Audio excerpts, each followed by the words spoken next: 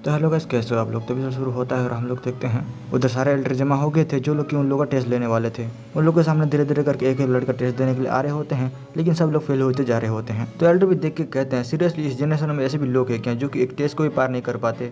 आजकल के बच्चे बहुत वीक हो गए हैं और कुछ काम के भी नहीं हैं। मैं तो इन सारे बच्चों को देख के बोर हो गया हूँ, और तुम बताओ कितने लोग बचे हुए हैं। तो वो कहता है, अभी 3 लोग बचे हुए हैं जो कि टेस्ट देने वाले हैं। तो एल्डर बोलते हैं, ओके तो नेक्स्ट कौन है उसको भेजो। उसके बाद गुतेन का नंबर आता है तो सब लोग उसको देख के कह रहे होते हैं, अरे ये तो जेंटलमैन त्यांग है, लेकिन वो इधर क्या कर रहा है। और मैंने सुना है इसने एक लड़की के लिए बहुत सारे लोगों को मार दिया था, लेकिन ये तो हमारा सेक्ट का भी नहीं है, तो इधर क्यों आया है। उधर के मास्टर भी उसको देख के शौक होते हैं और बोलते हैं, गुफेंग तुम इधर क्यों आए हो। गुतेन बोलता है, मैं इधर क्यों नहीं हो सकता। और उसके साथ जो चमचा होता है वो भी कहता है, गुतेन कुछ दिन पहले हमारा आउटर डिसिप्लिन बन गया है और आप लोग चाहें तो रिकॉर्ड भी देख सकते हैं। वो लोग उस रिकॉर्ड को फेंक देते हैं और बोलते हैं, तुम्हें तो पता होगा ये एक फंडामेंटल टेस्ट बॉडी है, लेकिन तुम इधर इसको लेके क्यों आए हो। वो आदमी कहते हैं, हाँ मुझे पता है, लेकिन हमारे सेक्ट में ऐसा कोई रूल नहीं है कि कोई फंडामेंटल टेस्ट बॉडी एग्जाम नहीं दे सकता। और वैसे भी एग्जाम में 5 रिलियम की जरूरत है और हमारा बॉय 5 रिलियम का मास्टर है। उधर जो बड़े वाले एडर होते हैं वो भी कहते हैं, वो फंडामेंटल टेस्ट है तो क्या हुआ, उसका लेग उधर ही एंड नहीं हो जाता, उसको मैं आज एक और चांस देता हूँ। वो बड़े वाले एडर परमिशन दे देते हैं तो सब लोग मान जाते हैं और वो लोग कह रहे होते हैं, यंगस्टर तुम हमें तुम्हारा स्पिरिचुअल एनर्जी दिखा सकते हो, हम भी तो देखें तुम कितना कभी भूलो, नहीं तो बाकी बच्चों की तरह बकवास हो।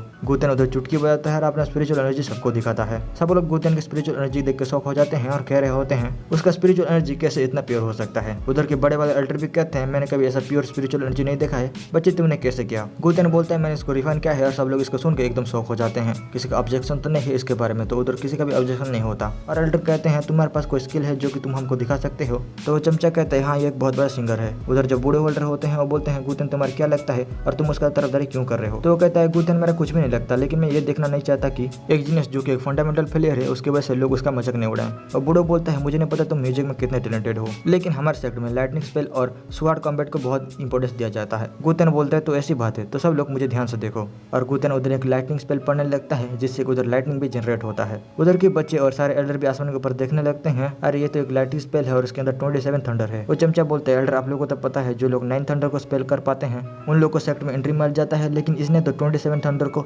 स्पेल कर दिया है। ये तो एक बहुत बड़ी अचीवमेंट है और इसके बारे में आप लोगों को कुछ कहना है क्या। और बूढ़ो बोलता है, तुमने हमारा लाइटनिंग स्पेल को कैसे सीखा, क्योंकि ये लाइटनिंग स्पेल हमारे एंसेस्टर द्वारा बनाया गया था और तुम तो हमारे सेक्ट के भी नहीं हो, तो तुमने कैसे सीखा। बस 3 दिन ही हुआ है तुमको आउट ऑफ डिसिप्लिन बने हुए। वो चमचा बोलते हैं, एल्डर इसने 3 दिन के अंदर ही लाइटनिंग स्पेल को सीखा है। तो उधर के कुछ लोग कहते हैं, तुम लोग मजाक तो नहीं करे, 3 दिन के अंदर कोई कैसे सीख सकता है। गुतेन बोलते हैं, लाइटनिंग स्पेल बहुत ईजी है जिसको मैं 3 डे के अंदर तो बिल्कुल ही सीख सकता हूँ। और बूढ़ो बोलता है, तुम बहुत बातें करते हो और 3 डे के अंदर हमारा लाइटनिंग स्पेल को सीखना बहुत मुश्किल है। अगर तुम किसी को भी कहते हो कि तुम 3 डे के अंदर इस स्पेल को मास्टर किया है तो तुम्हारी बातों के ऊपर कोई भी बिलीव नहीं करेगा। गुतेन बोलते हैं, ये तो एक स्मॉल अचीवमेंट है, इसमें इतना क्या बड़ा है। और बूढ़ो बोलता है, तुम लोगों ने सुना ना, इसको इतना बड़ा स्पेल पढ़ना बहुत ईजी लग रहा है। उसके बाद गुतेन 36 लाइटनिंग स्पेल सब लोग को दिखाने लगता है। सच में उसने एक बड़ा अचीवमेंट कर लिया है, लेकिन उसने 3 डे के अंदर कैसे कर लिया। गुतेन उन सभी लोगों को बोलता है, अगर तुम लोग नहीं कर सकते तो इसका मतलब ये नहीं है कि मैं भी नहीं कर सकता। और गुतेन उससे बड़ा 45 लाइटिंग स्पेल पढ़ता है। और बूढ़ो बोल रहा होता है, 3 डे के अंदर ये सब सीखना तो बहुत इम्पॉसिबल है। बहुत सारे लोग होते हैं जिन लोगों को 3 ईयर का टाइम लग जाता है इसको सीखने के लिए। इम्पॉसिबल इम्पॉसिबल, मुझे लगता है वो पहले से कहाँ से सीख के आया होगा। गुतेन उस बूढ़ो को कहता है, बूढ़ो तू अभी 200 साल का हो गया है, लेकिन मुझे देख, मैंने तेरा 200 साल का अचीवमेंट बस 3 दिन में अचीव कर लिया,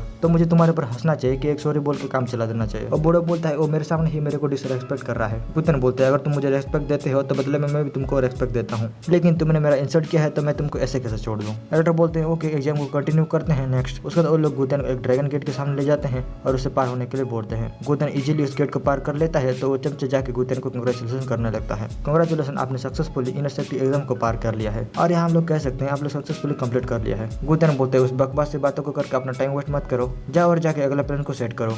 गुतेन के पास वो लड़की के मास्टर आते हैं और बोलते हैं, गुतेन तुम इनर सेक्ट डिसिप्लिन बन गए हो, इसका मतलब ये नहीं कि मैं तुमसे माफी मांगूंगा। मैं तुमको ठीक से बता देता हूँ, ये कभी भी होने वाला नहीं है। जैसे कि मैंने पहले कहा था, तुम मेरे स्टूडेंट होने के काबिल नहीं हो। तुमने 54 लाइटनिंग का सामान किया है, इसका मतलब ये नहीं कि तुमने कोई बड़ा काम किया है। गुतेन बोलता है, तुम्हारे बकबक को सुन के मैं बोर हो गया हूँ, इसलिए मैं चलता हूँ। गुतेन को पीछे से कोई कहता है, उधर ही रुक जाओ, और आदमी सामने आता है। वो आदमी अपने आप को इंट्रोड्यूस करवाता है और कहता है कि ओली का बड़ा भाई है, और वो गुतेन को कांग्रेचुलेशन भी करता है इनर सेक्ट डिसिपल बनने के लिए। मैंने सुना है मेरे छोटे भाई को तुमने माउंटेन के ऊपर बहुत पीटा है। मुझे पता है मेरा लिटिल ब्रदर उतना स्ट्रांग नहीं है, इसलिए तुमने आसान से उसको मार दिया होगा, लेकिन मैं उसके जैसा नहीं हूँ। अगर तुम चाहो तो मुझसे फाइट कर सकते हो। पीछे से वो एल्डर बोलते हैं लेकिन तुम इधर क्या कर रहे हो। वो लड़का बोलता है एल्डर मैंने सुना है ये एक फंडामेंटल ट्रेस है, लेकिन इसके बॉडी में अभी थोड़ा बहुत चेंज आ रहा है और इसने प्योर स्पिरिचुअल एनर्जी को भी सब लोग को दिखाया है। सब लोगों ने देखा है इसने 54 लाइटनिंग स्पेल को भी पढ़ा है, तो इसलिए मैं इसको कांग्रेचुलेशन कर रहा था और थोड़ा एडवाइस भी मांग रहा था। और एल्डर बोलते हैं तुम तो उससे ज्यादा ताकतवर हो, तो तुम उससे क्यों एडवाइस मांग रहे हो। वो लड़का बोलता है सब लोग जानते हैं जेडेवन त्यांग एक जीनियस है, उसने बहुत कमाल कमाल के सॉन्ग भी प्ले किया है और उसके सॉन्ग को सुनने के लिए सब लोग मारते हैं, तो मेरे जैसा लड़का एक जीनियस से एडवाइस नहीं मांगेगा तो क्या करेगा। वो लड़का कहता है गुतेन क्या तुम मेरा चैलेंज को एक्सेप्ट करना चाहोगे। गुतेन एकदम फटक से कहता है श्योर। वो एल्डर बोलते हैं गुतेन तुम जानते भी हो तुम क्या कर रहे हो, ये लड़का बहुत पावरफुल है और तुम उसका चैलेंज एक्सेप्ट कर रहे हो। गुतेन कहता है मैं बस उसका फिगर को देख के कह सकता हूँ जब तक मैं उसका चैलेंज को एक्सेप्ट नहीं कर लेता उसको चैन नहीं आएगा, तो ऐसा क्यों, उसका प्रॉब्लम को मैं अभी सॉल्व कर देता हूँ। गुतेन बोलता है इधर कोई रूल है तो मुझे बता दो, मुझे फाइट करने के टाइम डिस्टर्ब नहीं चाहिए। और हम लोग का फाइट कब रुकेगा, एक दूसरे को मारने के बाद।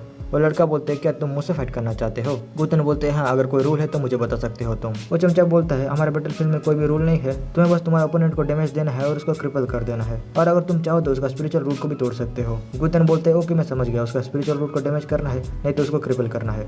और मन में कह रहा होता है मैंने बहुत फाइट किया है लेकिन वो फाइट डेथ फाइट होता है, ऐसा फाइट मैंने जिंदगी में कभी नहीं किया। वो लड़का बोलता है तुमको डर तो नहीं लग रहा। गुतेन बोलता है मुझे डर तो लग रहा है लेकिन कोई ना मैं संभाल लूंगा, चलो फाइट करते हैं। पीछे वो एल्डर बोलते हैं गुतेन तुम फिर से क्यों सोच नहीं लेते, तुम तुम्हारे ओपोनेंट के स्पिरिचुअल रूट को तो डैमेज नहीं कर सकते लेकिन उसको फिजिकली डैमेज दे सकते हो। गुतेन उस एल्डर को शुक्रिया कहता है और अपने मन में बोल रहा होता है इस एल्डर का दिल बहुत अच्छा है, नॉट बैड। लड़की के मास्टर बोलते हैं वो लाइटनिंग स्पेल पढ़ सकता है और वो अपने आप को बहुत शांत दिखा रहा था, उसका कोई सेल्फ अवेकन नहीं है, क्या मजाक है क्या। गुतेन जो कि बैटलफील्ड में खड़ा हुआ था और बोल रहा था और दिखाओ मुझे तुम क्या कर सकते हो। वो लड़का बोलता है तुमने मेरा छोटा भाई के हाथ को तोड़ा था तो चलो मैं तुम्हारा हाथ को ही तोड़ देता हूँ। वो लड़का गुतेन के ऊपर पंच मारने के लिए आता है लेकिन गुतेन उसके पंच को रोक देता है और कहता है बस तुम इतना ही कर सकते हो क्या, तुमने कुछ खाना वाना खाया है या नहीं।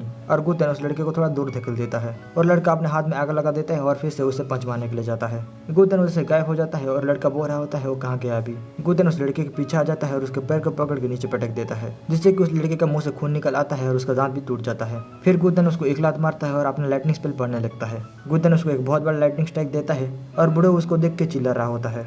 और इसके साथ ये वाला चैप्टर इधर ही खत्म हो जाता है। Tata bye bye.